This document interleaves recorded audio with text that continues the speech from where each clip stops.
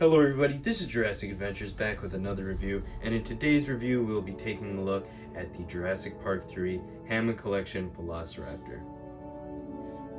The original Hammond Collection Raptor wasn't the greatest. It was alright though. I just didn't really like some of the sculpting features, so I was curious to get this one and see how it compares to that one. I got this figure off of Amazon for the retail price of $15. They are currently out of stock and sold out, but I'm sure they'll be back in no time, as well as start being stocked at Target shortly.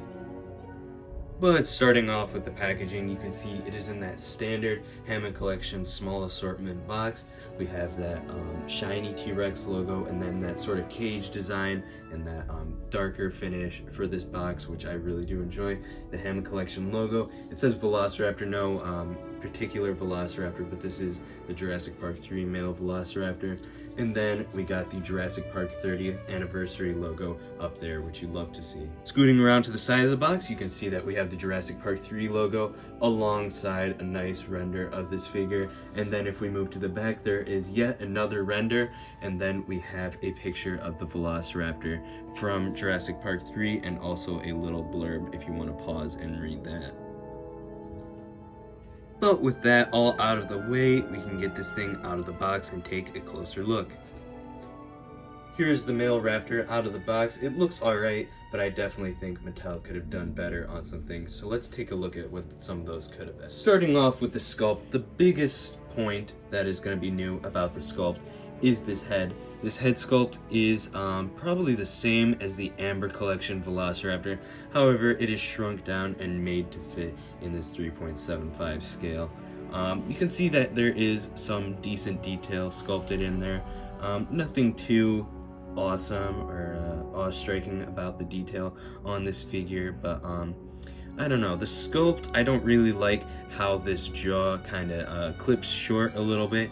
It doesn't really extend back, and that is definitely not anatomically correct for a Velociraptor, or really any dinosaur. But other than that, this thing is pretty much the same sculpt as the original Hammond Collection Velociraptor. I think the thighs may be a little bit more textured and different, but even then I'm not all too certain. I think it's pretty much the same, but you got some decent detail. You know, nothing too crazy on this figure. I do wish the thighs were textured a little bit more accurately, but that's just a minor gripe. And then of course we have those massive feet, which I would have liked to see changed as well. Getting into paint, you can see that there are quite a few paint apps actually on this figure. Up here we got this printed for the extended underbelly coming up to the top jaw. We got this little red crest up there, and then we also got the blue around the eye, which was kind of missing on the Amber Collection Velociraptor, so I guess it's cool to see that there. We got the eyes, which are painted in an orange with you know, the circular pupils, so that is accurate to Jurassic Park 3, but this still does look pretty cartoony, just the way it's painted and everything. We got some white, or light gray rather, on the tops of the quills here, and then on the inside of the mouth that is painted as well in a nice flesh color with the teeth painted. I think these are a little bit better painted actually than the original Hammond Raptor, so that is, I guess, a plus of this figure. And then you can see that we have that white stripe that runs all the way down, and then it stops just right here on the tail. We also got some red airbrushing on the tip of the tail, and then more red airbrushing on the backs of the legs there. And then we also have all of the claws painted except for those dew claws right here. So not too bad of paint. And then of course we have the underbelly, which is painted up until this point. They did not continue that all the way down to the tail. And then we got some more of that same sort of yellow tan underbelly color on some striping on the legs. One thing I really don't like about the paint, specifically on the tail, is that this does not really match up with the body. So as you can see, you can have that really weird transition where the paint is too high and it doesn't really match. It doesn't really fade that well. So that's one of my complaints about the paint on this figure. Now for the articulation, and it is almost the same as the previous Hammond Collection Raptor. As you can see, the jaw opens and closes, but now the neck and head articulation is just a little bit different. As you can see, we actually have two of these type of joints instead of the ball joints that we had before, so the head can go for a wider range of motion. You can go down more, and you can also go up way more. And then same down here, you can go down a lot more and then up also. The head does move to side still, and then the neck of course as well. So I don't know, I think the new articulation may be a little bit better for movement, not as great for aesthetics, but that is okay. The arms go forward and backwards, and they also go out and in. The elbow is articulated as well. It goes down and up and then side to side. Legs, side to side. It also has that little bit of outwards motion you can do as well. The knees go side to side, and then they can go back and forward. And then same with the feet, side to side, up and down. And then the tail is on a ball joint, so it can go all around there. And then it is also wire bendable, as you can see. So about the same articulation as the original Hammond Collection Velociraptor, maybe a little bit better arguably, but I think the articulation really isn't too bad on this thing. Now we are going to do some size comparisons. Starting off, we have the human figure, and that is going to be Alan Grant. For the next comparison, it's going to be a little bit more than just a size comparison. This is where I'm going to start to rant a little bit.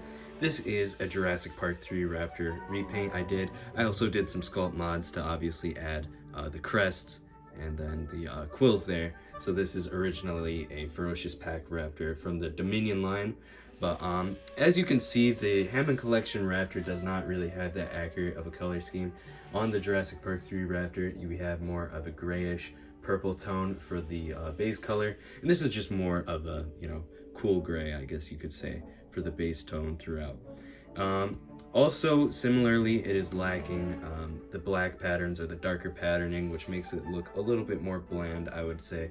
But I mean, obviously they can't paint too much on this figure because, that's just the way it goes with these sort of toys. They tend to try and save money on paint. So that's just my little rant on that. But, I definitely think the Hammond Collection Jurassic Park 3 Raptor could have been a little bit more accurate, but that is the size comparison. The next size comparison is going to be with another Jurassic Park 3 dinosaur, and that is the Hammond Collection Ceratosaurus. Just to spice things up, now we have the Mega Destroyers Carcharodontosaurus, one I haven't pulled out in a while. And then for a size comparison with a larger dinosaur, we have it next to my Jurassic Park 3 Spinosaurus repaint. For my overall opinion on this figure, I definitely think the sculpt and paint could have been a little bit better. It is very inaccurate to the Jurassic Park 3 Velociraptor that you see in the animatronics and on screen in Jurassic Park 3, in my opinion. I don't think any of the colors or sculpting really match up that nicely. However, it still isn't too bad of a figure. This is one of the only Mattel Jurassic Park 3 Raptor representations that we have, and it is very articulated, so that is not really a discouragement for you guys to buy it. If you like this figure, definitely go ahead, but I think this one is just a little bit inaccurate for my preferences, especially when we have much better figures in the Hammond Collection line. I do not necessarily recommend this figure unless maybe it's on sale, because I think that $15 should, guarantee a little bit better of a figure overall. But anyways, guys, if you enjoyed this review, please leave a like, comment, and subscribe. This is Jurassic Adventures, and I'll see you in the next one.